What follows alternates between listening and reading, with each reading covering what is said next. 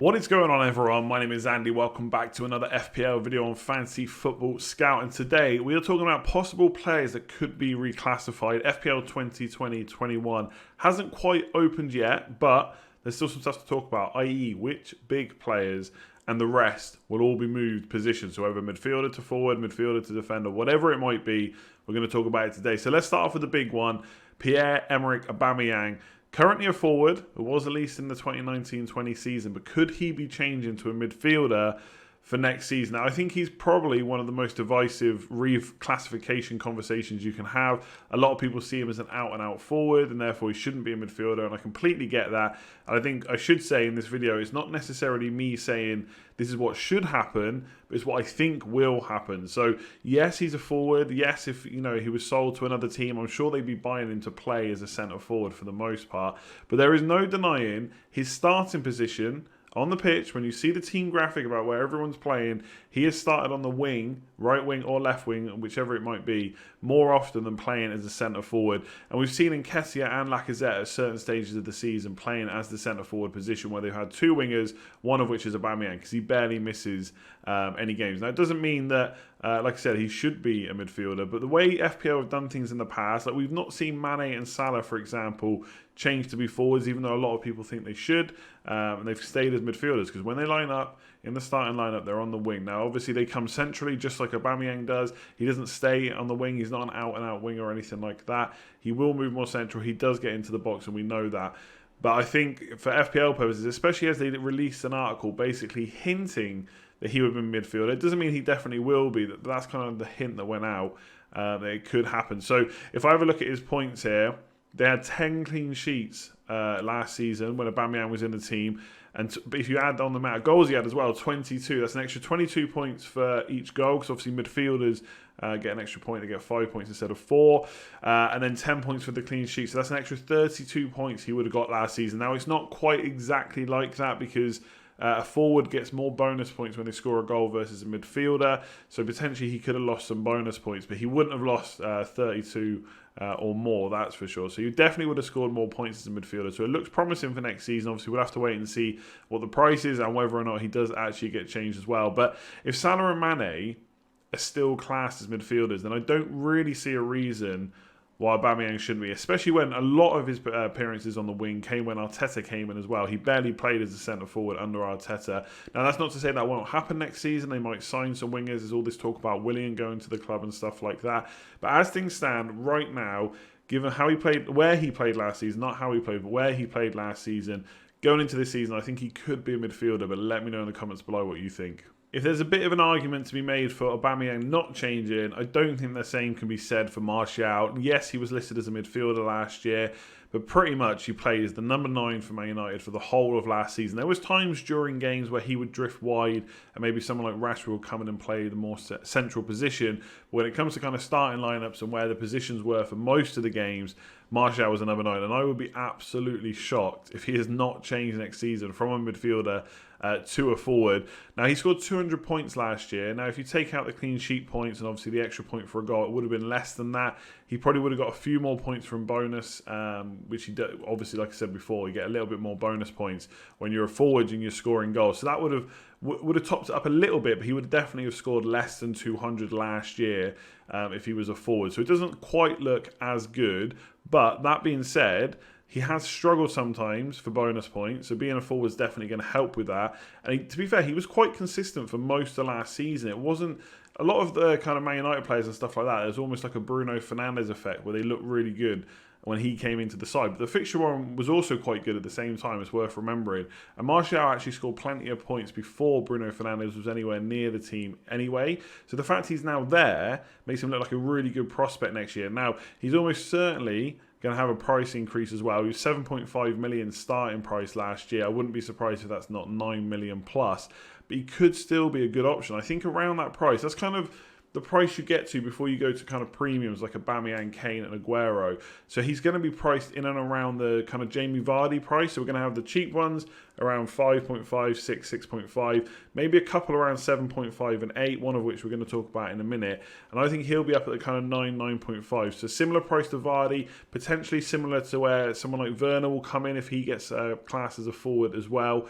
So a little bit of a potentially good value options before you start paying the Aubameyang price, the Aguero price and stuff like that. So midfielder to forward, I think Martial, absolute shoe-in, but let's wait and see. So if Martial is going from midfielder to forward, then it only seems right that Rashford would go from being a forward this year, or the season just gone, to a midfielder in 2020, 2021. There's no doubt in my mind this will happen as well. He's played on the left wing for the majority of the season. Like I said, sometimes during games he'll drift more centrally, and a bit like Aubameyang, Salah and Mane, Sterling even as well. He doesn't just sit on that left wing. He's not an out-and-out winger. He's not always staying wide. He will do that at times for tactical reasons and stuff like that, but it doesn't happen that often. More often than not, he's trying to get into the box. He's trying to become more central, and he's basically like an inside forward rather than an out-and-out winger. But he does start in the team sheets on that left-hand side. So again, I don't think there's any real argument to why he shouldn't be a midfielder. I don't think at any stage we're looking to play Rashford as a central striker ahead of Martial, and he's not going to be backup. He's going to play every game, so he's going to have to play on that left wing side. We've all seen this talk about Sancho coming to Man United potentially, but that's going to be a right wing position. So there's going to be no room for someone to play up front ahead of Martial, I don't think, out of the squad members they got so far. Someone else could come in, but I don't think that's going to affect where Rashford starts basically next season. Now again, a bit like Martial obviously losing some points from going to a forward, Rashford's going to gain some. So clean sheet wise, there was 9 clean sheets in the games where Rashford started, bearing in mind he did miss quite a bit of the season as well. So that's 9 extra points for goals as well, so that's going to be decent for him as well. So a lot of this is going to depend on the price. If they're very similar prices, all of a sudden, maybe Rashford becomes a better option than Martial, even though for a lot of the season, Martial, especially since lockdown, has looked like a better option than Rashford, especially when you consider Rashford's price, which was quite a bit higher. I think they're going to be more similarly matched. In fact, I wouldn't be surprised if they're actually the same price next year going into the new season. The fact that Bruno Fernandes is there, Pogba's now back from injury, it's going to make the likes of Rashford and Martial much better options next year. And I was a little bit worried post-lockdown because he'd lost penalties. Yes, he's going to take the odd few, but I think it's quite clear that Bruno Fernandes is the main penalty taker. Rashford may take some, especially when Bruno Fernandes isn't on the pitch. But for the most part, Bruno Fernandes is going to take them. And he is on the pitch quite a bit because he's one of those players that can just play 80 to 90 minutes every single game week. But that doesn't mean that Rashford's not a good option. I was a little bit worried about that, like I said. But we saw post-lockdown, yes, straight away, kind of game week 30, game week 31, 32, didn't look fantastic. But he had come back from a long-term injury as well. By the end of it, if you look from kind of game week 30 to 38, after lockdown for Rashford, his underlying stats were just as good as Martial, getting shots off in the box, creating chances as well. I actually think he looks like a really good option. So I think it's going to be clear, if they're the same price, people are always going to go for the midfielder in those situations. I think both could be good options, but Rashford definitely moving from midfielder to forward. So next up, we move to Everton and look at Richarlison, almost certainly going to be a forward next year instead of a midfielder. Even before Ancelotti came in, we've seen him line up under different managers as the central striker at times. Never been consistent though, so he's always stayed as midfielder because usually he's coming in off that left-hand side, perhaps in like a 4-2-3-1. But since Ancelotti's come in, they've pretty much lined up in this 4-4-2 formation, and he's played as one of the central strikers. So he's done that for the majority of the season, especially under Ancelotti. It'd be very difficult to justify Richarlison being a midfielder next year. So almost certainly is going to be a forward. Now, if you look at his points last year, he's got 165. If you take away clean sheets while he was in the team and also the extra point for the goal as well, it would have gone down to 144 points. So it doesn't sound quite as good, but when you think about the fact that his price was 8 million to start, that could still be a good option in the forward positions, because around the 8 million mark, 7.5, 8, 8.5, we haven't had a huge amount of options, at least not last year.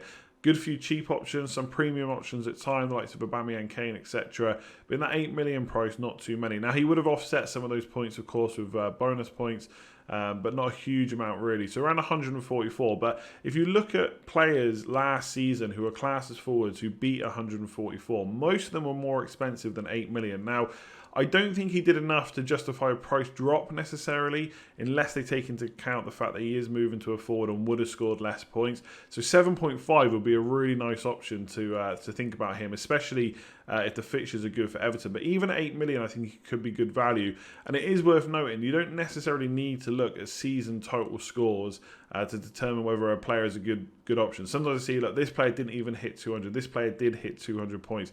It doesn't really matter. You really would want these players for a good run of fixtures. Maybe they've got a good kind of 3 or 5 home fixtures to start off the season. You get him in, you get your points, and you get rid of him and maybe get a different striker in, unless you think he's worth obviously holding for the long term. So definitely a midfielder to forward change for Richarlison. I'd imagine an 8 million starting price. I don't think they can really put his price up. It'd be nice if he came in at 7.5 though. So let's take a quick look at some of the rest of the players that could be reclassified next year. I think there's going to be quite a few changes. So obviously Lundstrom is one that we've not talked about. He probably should have never been a defender. He's never played in defence, always been a midfielder, so I'm not sure quite what happened there. But next year, as good as an option he was in 2019-20, he's not going to be an option next year, you'd imagine. At least not for the majority of the season. He's probably going to be 5.56, 6.5 million midfielder. Not that out of position hero that a lot of people had last year. Matt Richie, the guy on the screen, he was changed from a midfielder to a defender last season, and he could switch back. He has played as a wing back for some of the season, but he was playing in like a 4-2-3-1 as a midfielder on the wing under Steve Bruce in the latter stages of the season. So I do think they'll probably look to switch him back. And probably won't be an out of position option anymore, but obviously it will depend on signings and stuff like that. But I think going back from a defender to a midfielder, no real issues with that, and I think that will probably happen. Jotter is another kind of difficult one as well, because last season, and when I say last season, I'm saying 2018-19, he was playing in a 3-5-2 for the kind of second half of the season, so they changed him into a forward. But then this season he's played more in a 3-4-3, so he's kind of playing as the left option with Jimenez in the centre and then someone on the right, which has been kind of Traore or Podence or someone like that. But Jotter for the majority has started on the wing. So will they change him back to a midfielder? That could happen, but I do think that's a bit of a difficult call. Emerick Dier has been deployed as a centre-back under Mourinho, and even when he was suspended, he came straight back into the side as the centre-back as well. So he's certainly, I would imagine, going to go from midfielder to a defender as well. And Antonio, a bit like Richarlison, he's played the majority, even outside of David Moyes, as a forward, which we've seen before in previous seasons as well. But I think he will make the change now from being a midfielder to a forward. Whether or not he keeps playing in that forward role, we don't know, because Haller was injured for a lot of the kind of back end of the season, which is why Antonio was playing there. But even when Haller was back and on the bench, Antonio kept starting up front, and it was very difficult to drop him given the form that he was in. And he offers so much to that attack, by the way. It's not just kind of goals and being a nuisance, but he can drift out wide. He can cause fullbacks problems as well as the centre-backs as well. So I think he may carry on there. I think I don't know, at times he looks better than Haller. West Ham fans might know a little bit better than me whether Haller's going to come straight back in, but Antonio almost certainly going to be changed from midfielder to a forward. So lots of reclassifications for next season. We'll have to wait for FPL to launch to see how many of these are correct, but let me know in the comments below what you think. Give the video a like if you've enjoyed it, and make sure to subscribe if you're new around here. There'll be plenty more videos to come during pre-season and obviously through the 2020-21 season. Otherwise, I'll catch you next time. Cheers all.